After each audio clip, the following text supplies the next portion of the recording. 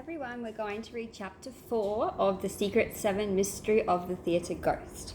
Chapter 4 is called A Terrible Accident. "What was that?" cried George. Everyone turned and looked up at the stage. "Is she dead?" one of the actors cried. Peter rushed back over to the foot of the stage. "What's going on? Is this part of the play?" he asked. Barbara shook her head. "I don't think so." The seven raced up the stairs and onto the stage, and that's when they saw the hole. "Someone call an ambulance now!" yelled the director. Peter rushed over to help. "Stay where you are!" the director shouted at him. "One of the trap doors has malfunctioned. There's another one near where you're standing." "Peter, don't move!" screamed George.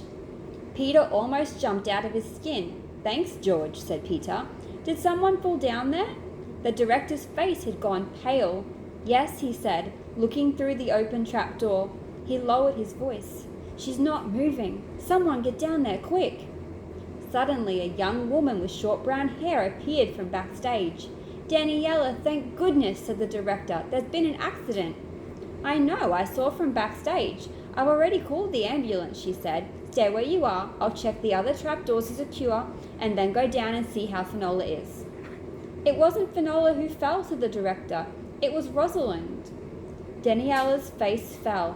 "Rosalind?" "She had to step in for Finola," said the director. Daniela rushed across the stage. "Be careful," said Peter. "It's okay," she said. "I'm one of the stagehands. I know exactly where the trapdoors are." The seven watched as Daniela checked the other trapdoors were secure and then ran down the steps and unlocked a small door at the foot of the stage. Just then, the auditorium door swung open and paramedics came rushing down the aisle. "She's in here," said Daniela, holding the door open for them. "Is she okay?" the director shouted down. "She's conscious, but just give us a moment to check her out," one of the paramedics called back. "I've no idea how this happened," said Daniela. "I've checked everything twice before rehearsal started today. Everything was secure, I promise." The seven looked at Daniela. She seemed terrified. "Don't worry," said the director. "It was an accident." Just then, Finola rushed onto the stage. "I'm here," she said. "We can start the rehearsal now. I got locked in my stupid dressing room." Everyone stared at her. "What?" she asked, touching her head. "What is wrong? Is it my hair?" The director pointed to the hole.